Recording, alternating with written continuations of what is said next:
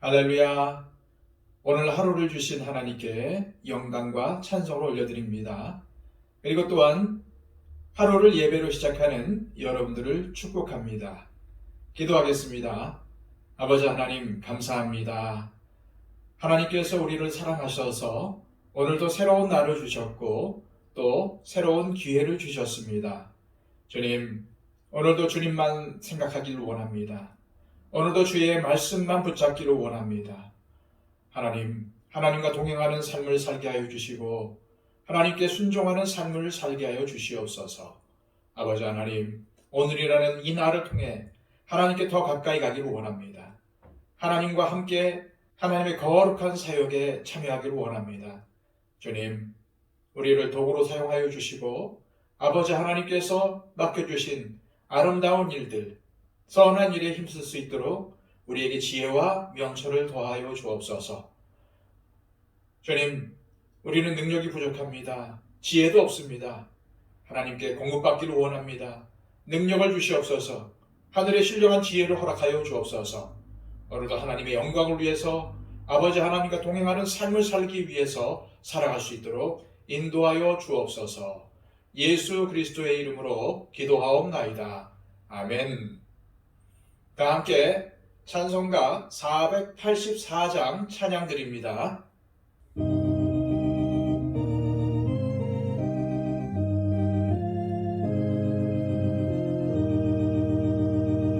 내 맘에 주여 소망되소서. 주 없이 모든 일 헛되어라. 밤에나 낮에나 주님 생각, 잘 때나 깰 때 함께 하소서. 지혜의 주여 말씀으로서 언제나 내 안에 계십소서. 주는 내 아버지 하늘 아들,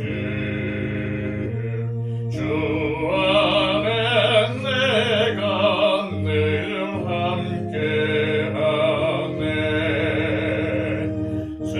세상의 영광 난 보여도 언제나 주님은 나의 기여. 주님만 내 맘에 계시오니 영원한 주님 참 귀하셔라. 영원한 주님 내 승리의 주, 하늘의 기쁨을 주옵소서. 어떠한 고난이 닥쳐와도 만유의 주여 소망되소서.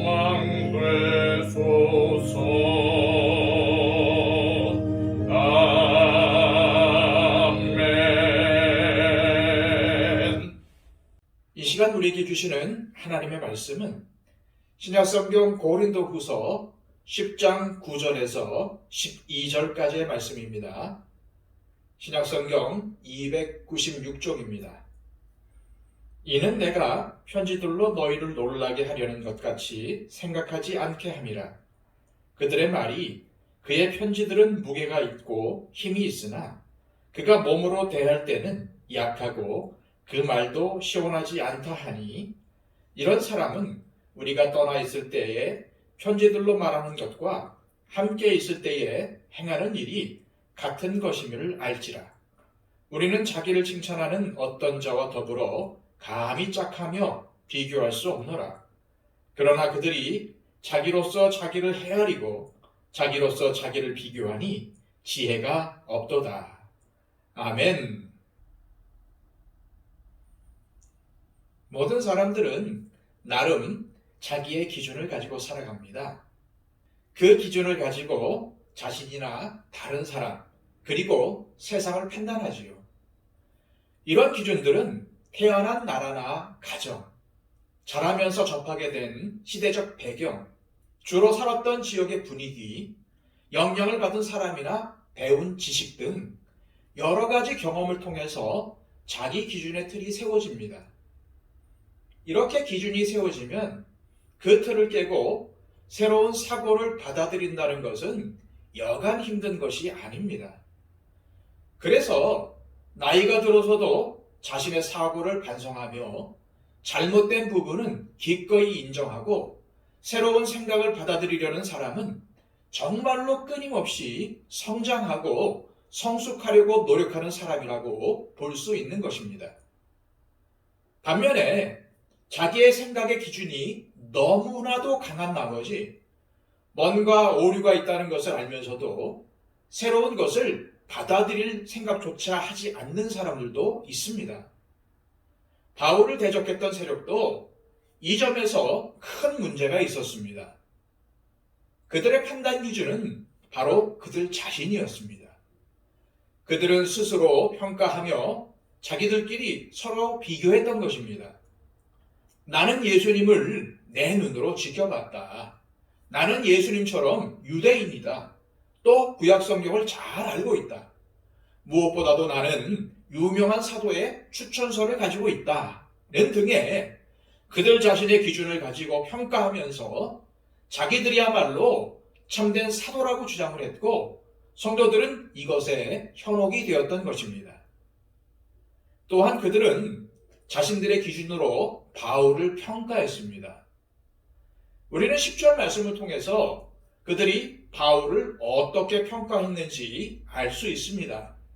그들의 말이 그의 편지들은 무게가 있고 힘이 있으나 그가 몸으로 대할 때는 약하고 그 말도 시원하지 않다 하니. 바울을 판단하는 자들은 바울의 편지를 읽어보면 정말로 글의 권위가 있지만 막상 만나보면 영적인 힘도 별로 안 느껴지고 말주변도 없어 보인다고 했습니다. 그들은 바울이 성도들을 온유하고 포용적으로 대했던 것을 무능한 사람으로 판단해 버렸던 것입니다.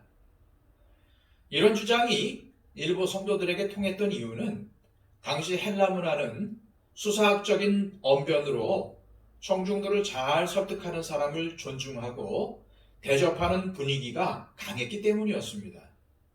즉, 말을 잘해서 청중들을 잘 설득할 수 있는 사람이 대접을 받았습니다. 그러다 보니 많은 사람들이 어떻게든 청중들의 마음을 움직이게 하려고 화려한 미사여구를 구사하면서 청중들을 웃기고 울리거나 사람들의 지적 호기심을 자극하는 이상한 궤변들을 늘어놓기도 했습니다.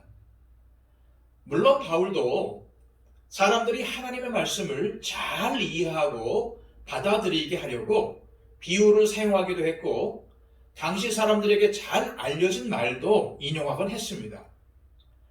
그래서 지난 시간에 보았던 8절에서 건축의 비유에서 권세를 설명했던 것입니다.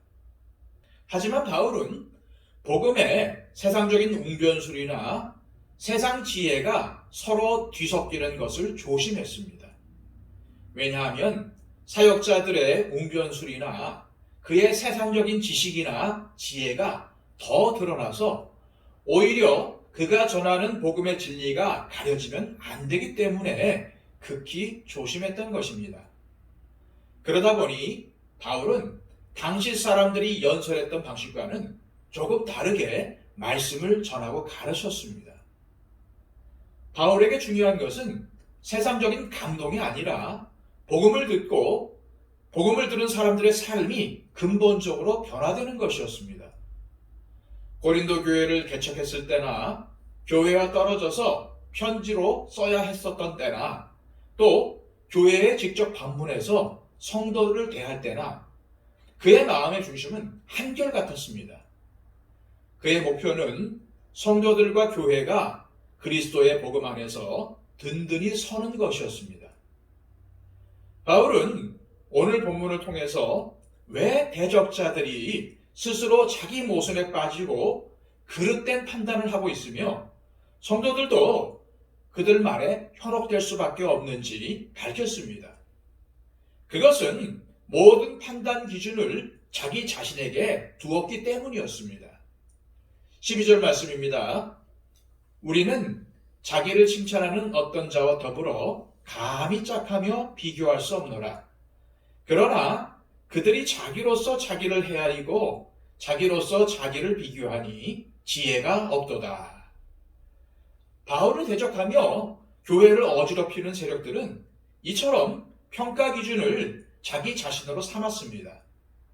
자신들이 만든 기준을 가지고 자기 자신을 재고 자기들이 세운 기준에다 자기를 견주어 보고 있으니 이것이 얼마나 어리석은 짓이냐는 겁니다. 그렇다면 우리의 평가 기준은 무엇이어야 합니까? 오직 예수 그리스도여야만 합니다. 우리는 이미 앞서 사람의 외모를 보고 판단해서는 안 된다는 것을 배웠습니다. 어떤 사람이 그리스도에게 속한 사람인지 아닌지 분별하려면 그리스도께서 주신 권세로 성도들과 교회를 세우려고 하는지 무너뜨리려고 하는지 보면 안다고 했습니다. 우리가 목회자를 포함하여 교회의 일꾼들을 평가할 때도 마찬가지입니다. 사실 목회자를 청빙하거나 교회에서 중직자나 일꾼들을 세울 때 성도들은 나름대로 어떤 기준을 가지고 평가하게 됩니다. 하지만 문제는 내 판단 기준이 잘못되어 있으면 절대로 다른 판단을 할 수 없을 뿐더러 다른 사람들을 세우기가 어렵다는 것입니다. 이처럼 목회자에 대한 판단 기준이 잘못되어 있으면 목회자도 인간인지라 세상적인 기준에 자신을 맞추려는 유혹에 빠질 수도 있기 때문입니다.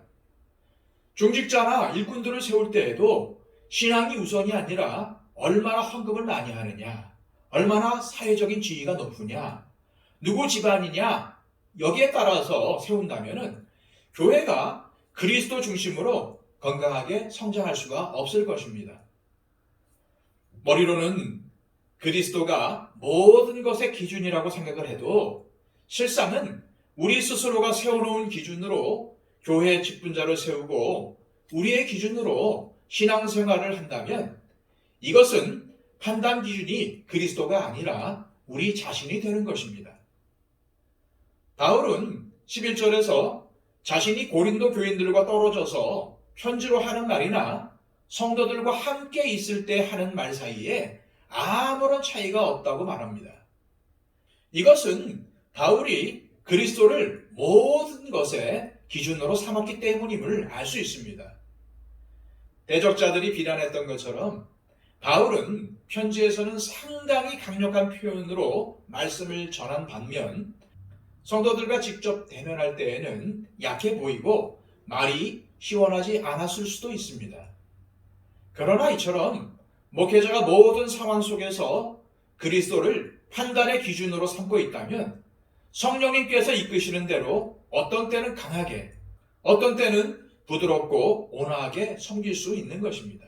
또한 우리는 언제나 내가 그릇된 편견에 사로잡힐 수 있고 잘못된 판단을 할 수 있다는 점을 유념해야 합니다. 어떤 사람에 대해서 한번 안 좋은 인식이 남게 되면 그것으로 그 사람 전체를 판단하는 오류를 범할 수 있습니다. 그래서 우리는 판단 기준을 나에게 두어서는 안 됩니다. 시대가 요구하는 것에 두는 것도 위험하고 맹목적으로 교회의 전통을 판단 기준으로 삼는 것도 신중해야 합니다. 주님 이외에는 그 어떤 것도 완전할 수 없기 때문입니다. 결국 우리의 판단 기준은 그리스도여야 합니다. 언제나 그리스도를 통해서 교정되어야 합니다. 하지만 이것은 말처럼 쉬운 게 아니죠. 그리스도 앞에서 자신을 철저히 복종시킬 수 있어야 합니다. 또한 성령님의 도움을 간절히 구할 수 있어야 합니다. 언제든지 그리스도를 통해서 내 삶을 바꾸겠다는 의지가 있어야 합니다. 이 시간 기도하실 때 주님, 우리가 어떤 처지와 형편 가운데 있더라도 내가 판단의 기준이 되는 교만을 버리게 하시고 주님만이 판단의 기준으로 삼게 하시고 진리의 영이신 성령님께서 우리가 판단할 때 바른 판단을 하도록 이끄셔서 주님께서 원하시는 삶을 살게 하옵소서라고 기도하시길 바랍니다. 그리고 또한 함께 믿음 생활하는 우리 형제와 자매들을 위해서 기도해 주십시오. 육신의 연약함을 가지고 또 육신의 질병을 가지고 눈물로 기도하는 성도들 있습니다. 그분들을 위해서 중보해 주시기를 바랍니다. 박영시 집사님, 이목신 권사님, 우리 김필려 권사님 건강을 위해서 또 회복을 위해서 기도해 주시고요.